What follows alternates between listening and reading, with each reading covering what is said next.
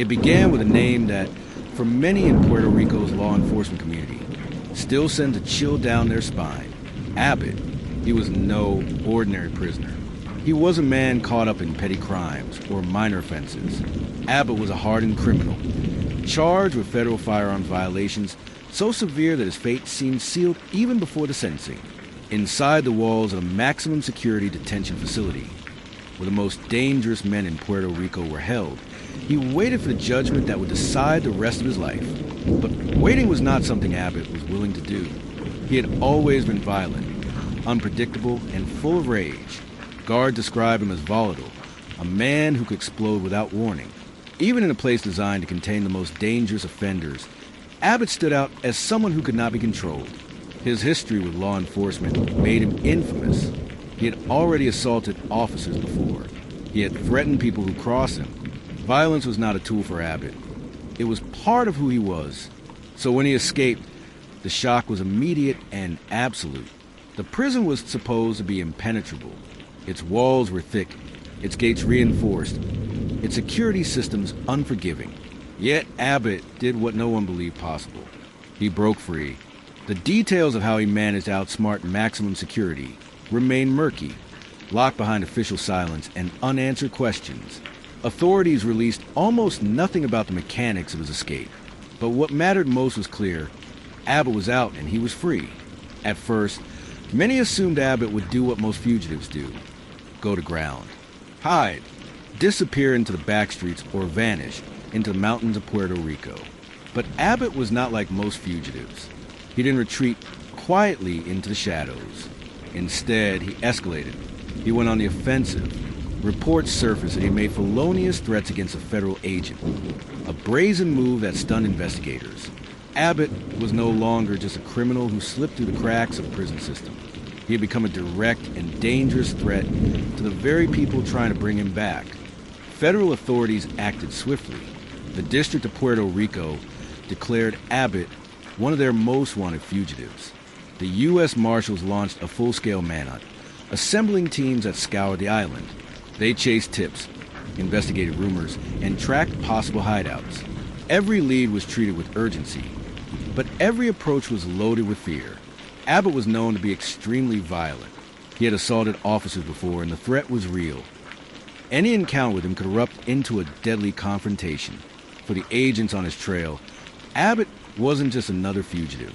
He was a living nightmare. His reputation preceded him, creating an atmosphere of dread whenever his name appeared in briefings. Officers spoke in hushed tones about what it would mean to corner him. Would he surrender, or would he fight to the death? The answer, most believed, was clear. Abbott was not a man who gave up. As the manhunt unfolded, the people of Puerto Rico watched with unease. News of Abbott's escape spread quickly, and whispers traveled even faster. In local bars, on street corners, in the crowded neighborhoods of San Juan, his name became part of a dark legend. Parents warned their children not to wander too far. Communities eyed strangers with suspicion, wondering if Abbott might be hiding among them. He had become both a ghost story and a very real danger, haunting the island's collective imagination. But Abbott was more than just a violent escapee. His story carried with a sense of humiliation for the institutions that had once held him. A maximum security facility had failed to contain him. A supposedly airtight system had been breached. How could this happen? Who had helped him? Was it an inside job or sheer cunning on Abbott's part? These questions lingered like shadows, adding to the mystery that surrounded his name. Despite the resources poured into the search, Abbott managed to stay one step ahead. He seemed to vanish into thin air, appearing only in whispers and unconfirmed sightings.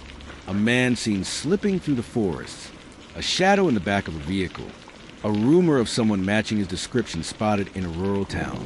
Every sighting brought a surge of urgency, but time and time again, investigators arrived only to find he had slipped away. Some believe Abbott had connections on the outside, people willing to risk everything to keep him hidden. Others are convinced he was a lone wolf, relying on his wits, his violence, and his sheer determination to stay free. Whatever the truth, one fact was undeniable. Abbott was a dangerous man with nothing left to lose, and that made him one of the most unpredictable fugitives in the country. The longer he remained free, the more the fear spread. For law enforcement, each passing day without capture was not just a failure. It was a reminder of the risk Abbott posed to everyone around him. He had already shown he was willing to threaten federal agents directly. He had already assaulted officers. Who would be next? What line would he cross before finally being stopped? Behind the scenes, federal authorities continued to update his case. His name was placed on wanted lists. His face circulated among agencies. His file marked with urgent warnings. Extremely violent. Proceed with caution. For the men and women tasked with finding him, it was not just a job. It was a deadly cat-and-mouse game. They had to balance the urgency of bringing him in with the constant knowledge that one wrong move could end in bloodshed. And yet, as the years stretched on, Abbott remained elusive. His escape became part of Puerto Rico's dark criminal history. A reminder how even the strongest walls can crumble under the determination of one violent man. His name appeared in federal reports, but his whereabouts remained unknown. The case left behind more questions than answers. How had he pulled off the escape? Was there corruption or inside help? Where had he gone in those crucial first days of freedom? Did he flee the island, or was he still hiding somewhere in plain sight? Most chilling of all, what was he planning? Abbott was not the type to quietly live out his days in hiding. He thrived on violence, intimidation, and fear. If he was still out there, what else had he done since slipping past those prison gates? For many, the story of Abbott is more than just a man on the run. It's about the fragility of a system meant to protect society from its most dangerous members. It's about the limits of security, the failures of institutions, and the unpredictability of human violence. Abbott's escape was not just his triumph. It was a warning. If he could get out, who else could? And if someone like him remained free, what danger still lurked in the shadows? To this day, Abbott's case serves as a haunting reminder for federal law enforcement. His name is not forgotten. His file remains active, and his story continues to be told, not as a tale of glory, but as a cautionary warning of how one violent man defied the system, threatened those sworn to uphold it, and slipped into the darkness. Until the day Abbott is captured, one truth remains unshakable.